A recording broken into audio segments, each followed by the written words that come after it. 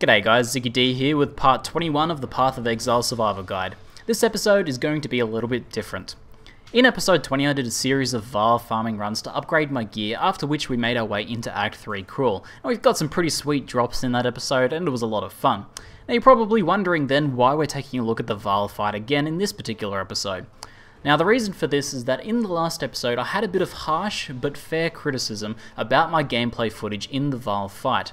As a professional YouTuber, it is my responsibility to use all criticism that is given to me to produce better content for you guys, regardless of the tone or manner in which it is presented. So sometimes people like to troll on my channel, but often there's actual good merit behind their comments. So that's why we're taking another look at the Vaal fight. I want to give you guys the best content possible. I have never been and will never claim to be a perfect player in any game, especially not a super challenging one like Path of Exile. These imperfections can be especially evident when I present to you guys commentated gameplay. My focus is typically split between the commentary and the actual game, somewhat 50-50 there. And as a result, sometimes the actual gameplay can be a little bit sloppy. As the criticism on the prior episode pointed out, a lot of players look up to me and I want to create one of the best resources and examples of gameplay possible for you guys in Path of Exile. I especially want this survival guide to be a great resource for new players to refer to. As such, I'm giving you guys another commentary of the Vaal fight, this time pre-recorded without commentary first, so that I can give you a better example. I still make mistakes of course, but let's break this gameplay down so that you guys can learn from it. Okay, so this is going to be pretty ghetto, but we'll see how we go. I have to kind of record off a actual video that I've rendered myself, because doing post commentary of actual gameplay footage and being able to analyze it in real time is pretty tricky any other way. I can't really figure out another way to do it. So hopefully the video quality turns out alright, but this should do the trick. So as you can see, I chose to do this fight as melee because I feel like it better shows off the mechanics of the fight.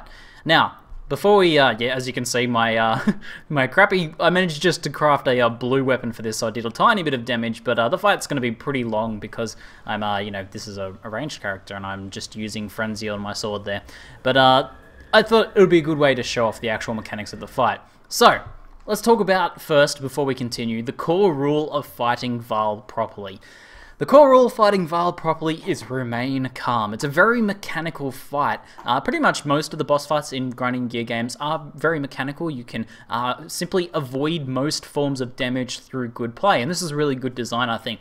But the Vaal fight especially, I think, is a very mechanical fight, and it's got different phases. You can recognize the tells for these different phases, and there's specific times at which you can attack as a melee character, as a ranged character, while still being very safe. And there's a few other little areas there where you can attack, where you can be pretty safe as well if you do it right. Now I'll make some mistakes in this, but we'll try to point those mistakes out, and we'll try and talk about the things that I do right, so hopefully you guys can learn from it.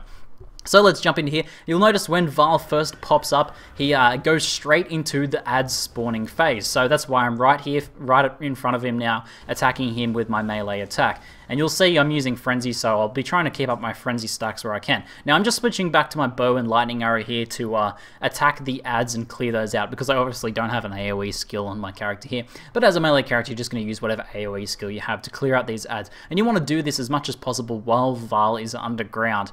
Now the next tip while dealing with the ads is to try and stay somewhere in the center. I'm kind of a bit to the edge here, and this actually becomes a bit of a mistake later on. So when Vaal spawns, you want to be very aware of what phase he's in. You want to keep him on your screen, and you'll notice I actually run towards him there so I can see what he's doing, and then I dodge his lasers. So we keep running circles around him when he's spawning lasers. Now, he's now reached the phase where he's spawning ice. I saw that he was spawning ice. As soon as we know that he's doing ice, we want to engage in melee range and attack while he's spawning that ice. Now, but when he finishes that ice, or so he's spawning ice now, we'll go in for an attack. And then he just finishes there. We want to move away. We kind of want to move away a bit of an angle. That's not much of an angle there. We're at risk of lasering, but there's a bit of a delay between zones there. Sorry for the blurriness of that there. But okay, we now know he's in ice. We can go ahead and engage again. So let's talk, before we continue, what are the actual phases we can just straight up engage in. If he's shooting down ice or spawning ads, these are the safest ones to engage in. We can simply attack straight away then. However, I also like to attack when he's spawning down the rockfall as well, and I'll show each of the tells for this. So laser and ice spawning is this arm here, we can see, and when he's actually shooting the ice, that's pretty evident. We can jump in and attack there. But when he goes to switch to the next form, we want to start running circles around him. We want to preempt that by starting to run circles around him so we can dodge those lasers like we did there. So we wait until we know what he's doing. I know he's doing his little, when he's got his arms curled out like this, he's doing his kind of little dance there. We know that he's spawning rocks, so as a melee character, I'm pretty safe to go in and engage there. Now, something interesting happens here. I get hit by a rock just there. My health gets taken down a bit, but that's kind of unavoidable. Sometimes you're going to get hit by rocks. Granite flasks are the best way to deal with this. But let's look at what actually happens here. Now, I'm starting to run circles around him. This is good. This is what you should be doing. But I actually get lasered there. Now, what actually happened there? Let's go back and watch that. 1 minute 8. Also, that should bring that back too, and we should be able to watch that again there. So we run out. We start running circles. We're doing the right thing. But we get hit by a laser. Now what you saw is that rockfall actually hit us and stunned us, and it just so happened to be a very unlucky timing there, and we got hit by the laser. Very unfortunate. Graniting would have prevented us from probably getting stunned by that. By reducing the damage by a significant amount, we either would have been stunned for a very short duration, or simply not stunned at all. So having a granite flask is very, very important for the rocks phase, and you should be using that as much as possible. If your granite flasks are running out, feel free to town portal back to town and use that, and that will stop you from getting stunned and lasered, because that rock fall can go into the other phases, and as you can see, getting hit by a rock and then getting lasered at once is very dangerous. Now let's talk a little bit about this laser though.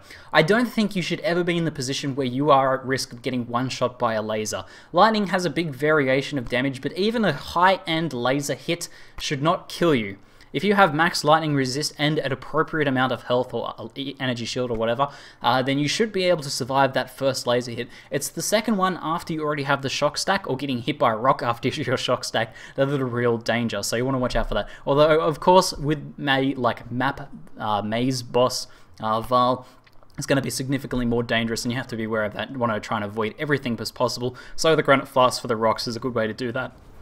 So we're going to run circles around him until he finishes his laser. We're going to find out what he's doing. Okay, he's going ice, so I'm going to go attack. Now, if I had a better AoE with my melee attack here, I'll try and deal with those adds. But since I don't, I'm just going to keep running around. It's a bit awkward to engage on the side with ice there, so I keep running circles around. You know, goes for a slam. I don't panic. I don't run straight away from him. I keep circling. If you keep circling, he's not going to be able to slam you. And, you know, you'll see that happen quite a few times in this fight. Okay, he's spawning ice. Simply move in for the melee engage there.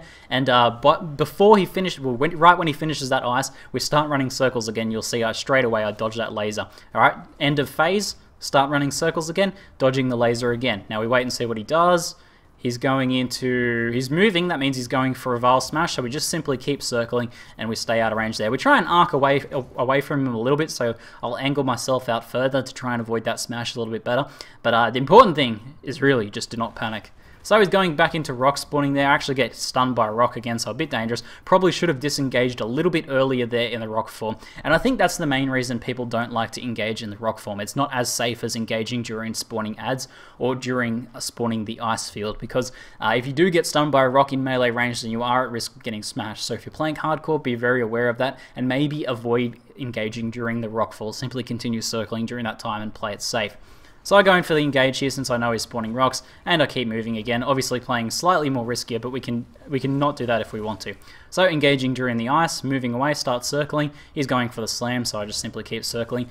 Now, what I did there was attacked between phases. Now, you can do this. There is a delay before he starts spawning, and you can get like 1 or 2 attacks if you have pretty good attack speed off in between each phase. Now, I'll do this a few times in this fight, and obviously this is not something if you're, vulnerable of getting one shot or something like that. If you're in hardcore, maybe you want to play a bit more safe and not engage during those. So let's try and see if I do that again. I start circling straight away after here until I find out what he's doing. Spawning rocks, we'll go into melee there and engage some more. We'll start moving again there since in between the stun sort of period there.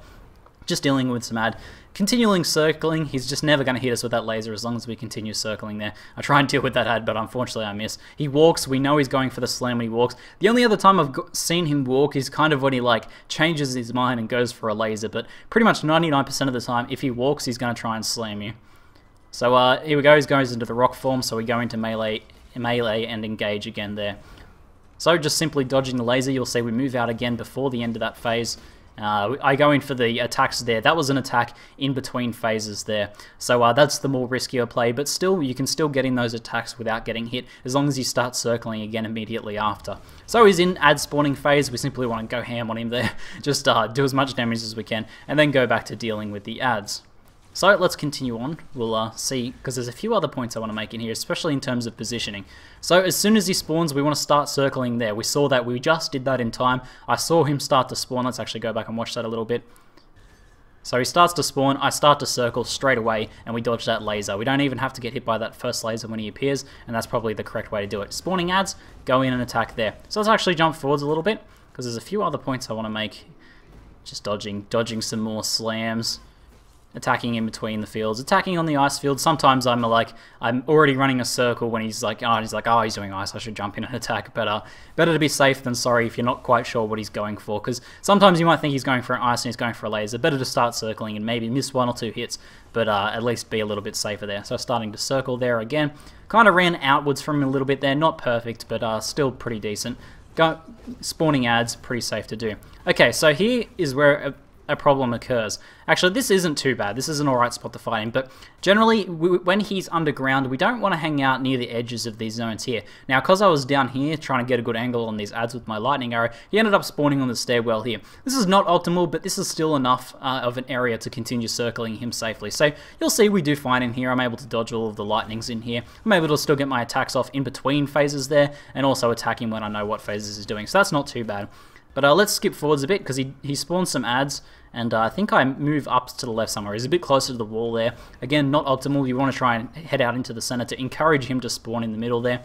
But it can be hard sometimes when he's against a wall. He might continue spawning against that wall, but it's try and bait him to come into the center, just spawning to the center, because sometimes he'll appear near you, and that's the best way to do that. So continuing circle, you'll notice instead of like circling straight away into the ice field, you want to try and favor the side away from the ice field. Pretty obvious, but try and do that. When he's slamming, you don't want to be running through an ice field and get caught up in that. So try and circle. You can kind of do this like half circle thing where you just change directions. Even when you're being lasered, you can actually change directions if you do it right after he lasers. So he shoots, you change directions just after he shoots, and you can continue circling if you only have like one side to deal with. And we actually use this to our favor a little bit, because I believe pretty soon he'll end up spawning just to the north a bit. Okay, here we go. So as you can see, I'm up here dealing with adds. Don't stand against walls like this. This is bad. This is me showing you what not to do. And as you can see, he spawns against the wall. We now only have like 3/4 of a circle to deal with. Still very doable. You can even see that I can even attack between laser shoots there. But as long as you just use the half circle, so I'll engage between phases there.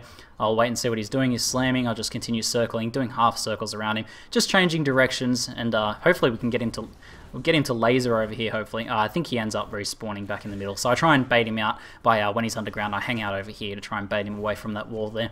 And we eventually get him up, and I think that just about covers most of it. So just dealing with those adds as best we can.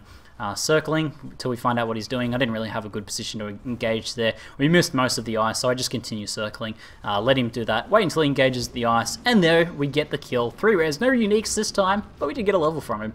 But hopefully that better illustrates this fight for you guys. I didn't want to, leave it with the sloppier play. Sometimes when I'm commentating, it just ends up being a little bit sloppy. But hopefully this really shows off the mechanics of the fight and how you can avoid pretty much all of the damage. The only thing that will sometimes hit you, even with perfect play, is rockfall. It's pretty hard to avoid that. However, if you want to play it super safe, make sure you always have granites available. And if you don't have granites available, go back to town. You can even go back to town during the rockfall, but I don't like that method myself so much, because sometimes you'll come back in the portal and you kind of won't be sure what he's doing. That's actually tends to not be a good idea in a party, but solo it's pretty good. You can use your grace period until you know what Vaal's doing, and then you can start moving around.